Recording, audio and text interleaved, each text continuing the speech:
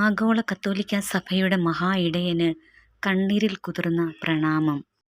ശ്വാസകോശ അണുബാധയെ തുടർന്ന് അദ്ദേഹം ദീർഘനാളായി ചികിത്സയിലായിരുന്നു. പാവങ്ങളുടെ മാർപ്പാപ്പ എന്നായിരുന്നു ഫ്രാൻസിസ് മാർപ്പാപ്പ അറിയപ്പെട്ടിരുന്നത്.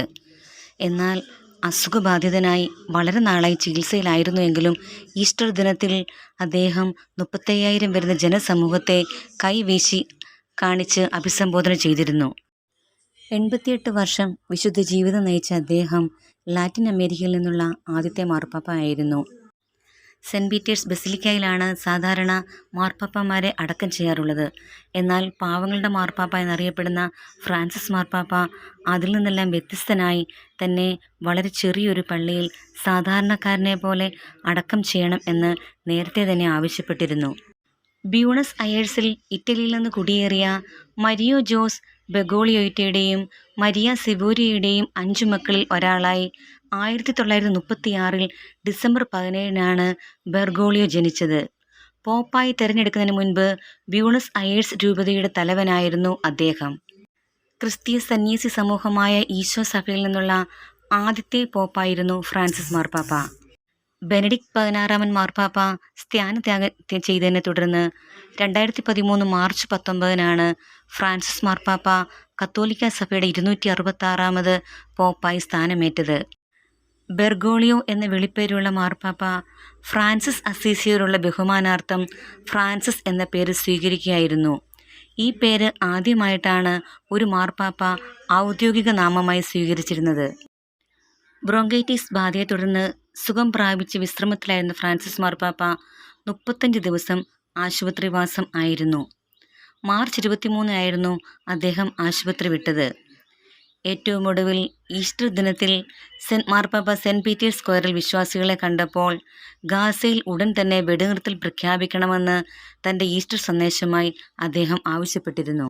പാലസ്തീനിലും ഇസ്രായേലിലും കഷ്ടപ്പാടുകൾ അനുഭവിക്കുന്നവർക്കൊപ്പമാണ് തൻ്റെ മനസ്സെന്നും പട്ടിണി കിടക്കുന്ന ഒരു ജനതയെ സഹായിക്കാൻ എല്ലാവരും മുന്നോട്ടിറങ്ങണമെന്നും പോപ്പ് ഈസ്റ്റർ സന്ദേശത്തിൽ അറിയിച്ചിരുന്നു. 2 മാസത്തെ വിശ്രമമായിരുന്നു ഡോക്ടർമാർ മാർപ്പാപ്പയ്ക്ക് നിർദ്ദേശിച്ചിരുന്നത്. ആശുപത്രി വിടുന്നതിന് മുമ്പ് ജെമല്ലി ആശുപത്രിയിലെ 10ാം നിലയിലെ മുറിയുടെ ജനാലയ്ക്ക് ഇരുന്ന് അദ്ദേഹം വിശ്വാസികളെ അഭിവാദ്യം ചെയ്തിരുന്നു. കടുത്ത ശ്വാസകോശ അണുബാധയെ തുടർന്ന് ഇന്ന് രാവിലെ 7:45 അദ്ദേഹത്തിൻ്റെ അന്ത്യം. മാർപ്പാപ്പായുടെ ജീവചരിത്രത്തിലൂടെ നമുക്കൊന്ന് കടന്നു പോകാം. 1936 ഡിസംബർ 17 ബെർഗോളിയോ ജനിച്ചത്. ചെറുപ്പകാലത്തുണ്ടായ അണുബാധ മൂലം അദ്ദേഹത്തിന് ഒരു ശ്വാസകോശം നഷ്ടമായിരുന്നു. സെമിനാരിയിൽ ചേരുന്നതിന് മുൻപ് ബ്യൂണസ് അയർസ് സർവകലാശാലയിൽ നിന്ന് രസതന്ത്രത്തിൽ ബിരുദാനന്തര ബിരുദം നേടി. 1958 മാർച്ച് 11 വിയോ ദേവോത്തോയിലെ ഈശോസഫ സെമിനാരിയിൽ ചേർന്ന് വൈദിക പഠനം ആരംഭിച്ചു. 1960 സാൻ മിഗേലിലെ കൊളേസിയോ മാക്സിമോ സാൻ ജോസിൽ നിന്ന് തത്വശാസ്ത്രത്തിൽ ലൈസൻഷിയേറ്റ് നേടി. 1964-65 കാലയളവിൽ സാന്താഫെ അർജന്റീന പ്രവിശ്യയിലെ കൊളേസിയോ ദ ഇൻമാക്കുലാദ ഹൈസ്കൂളിൽ സാഹിത്യം, തത്വശാസ്ത്രം എന്നീ വിഷയങ്ങൾ പഠിപ്പിച്ചിരുന്ന അദ്ദേഹം 1966 ബ്യൂണസ് അയേഴ്സിലെ കൊളേസിയോ ദെ സെൽവാറിൽ ഇതേ വിഷയങ്ങളിൽ അധ്യാപനവും നടത്തിയിരുന്നു. 1967 ബെർഗോളിയോ ദൈവശാസ്ത്ര പഠനം പൂർത്തിയാക്കി. 1969 ഡിസംബർ 13 വൈദിക പട്ടം സ്വീകരിച്ചു. സാൻ മിഗേൽ സെമിനാരിയിലെ ദൈവശാസ്ത്ര തത്വശാസ്ത്ര വിഭാഗത്തിൽ നിന്ന് മാസ്റ്റർ ബിരുദം സമ്പാദിച്ച അദ്ദേഹം അവിടെ ദൈവശാസ്ത്ര അധ്യാപകനായി.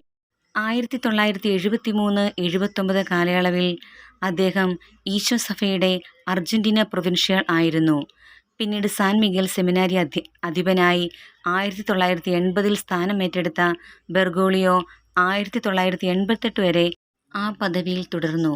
2001 ഫെബ്രുവരിയിൽ അന്നത്തെ മാർപ്പാപ്പ ആയിരുന്ന ജോൺ പോൾ II ബെർഗോളിയോയെ കർദിനാൾ പദവിയിലേക്ക് ഉയർത്തി. അതോടൊപ്പം വിശുദ്ധ റോബർട്ട് ബെല്ലാറുമിനോ പള്ളിയുടെ കർദിനാൾ വൈദികന്റെ സ്ഥാനവും അദ്ദേഹത്തിന് നൽകി. കത്തോലിക്ക സഭയുടെ ഭരണകേന്ദ്രമായ റോമൻ കൂരിയയുടെ താഴെ പറയുന്ന വിഭാഗങ്ങളിൽ അദ്ദേഹം അംഗമായിരുന്നിട്ടുണ്ട്: കൂദാശാനിഷ്ഠകളുടെ തിരുസംഘം, പുരോഹിതന്മാർക്ക് വേണ്ടിയുള്ള തിരുസംഘം, congregation for institute of consecrated life and society of apostolic life, കുടുംബങ്ങൾക്ക് വേണ്ടിയുള്ള പൊന്തിഫിക്കൽ സമിതി, ലത്തീൻ അമേരിക്കയ്ക്ക് വേണ്ടിയുള്ള കമ്മീഷൻ. 2005 മെത്രാന്മാരുടെ സൂനഹദോസ് കർദിനാൾ ബെർഗോളിയയെ പോസ്റ്റ് ബിഷപ്പ് കൗൺസിൽ അംഗമായി തിരഞ്ഞെടുത്തു. അതേ വർഷം നവംബർ 8 അർജന്റീന മെത്രാൻ സംഘത്തിൻ്റെ 2005-2008 കാലത്തെ പ്രസിഡന്റായി തിരഞ്ഞെടുക്കപ്പെട്ട അദ്ദേഹം 2008 തുടർന്നും തിരഞ്ഞെടുക്കപ്പെട്ടു.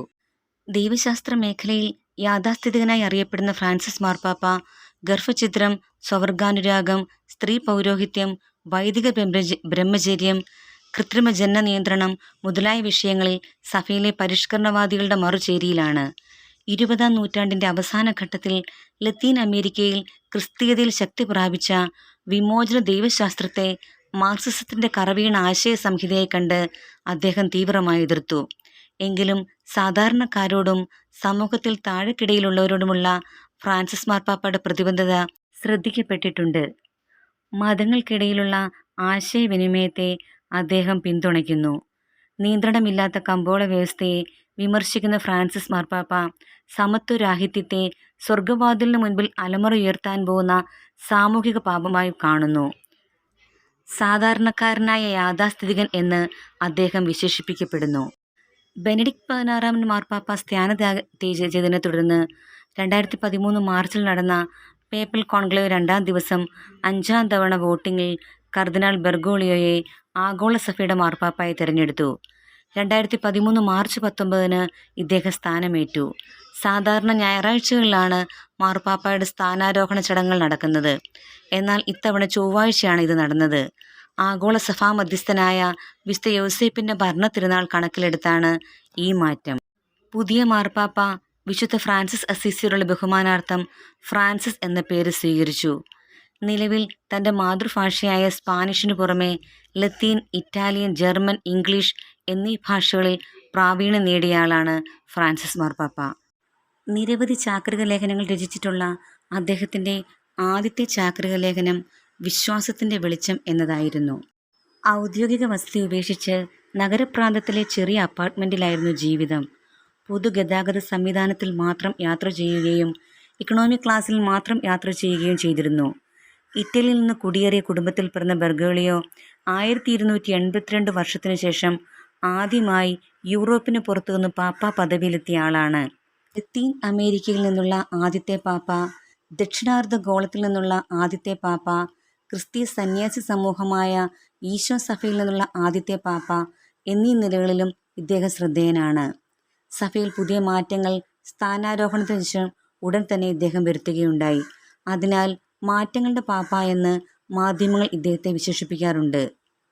2025 ഏപ്രിൽ 21 സെൻട്രൽ യൂറോപ്യൻ സമയം രാവിലെ 7:35 വത്തിക്കാനിലെ വസതിയിൽ അദ്ദേഹം കാലം ചെയ്തു.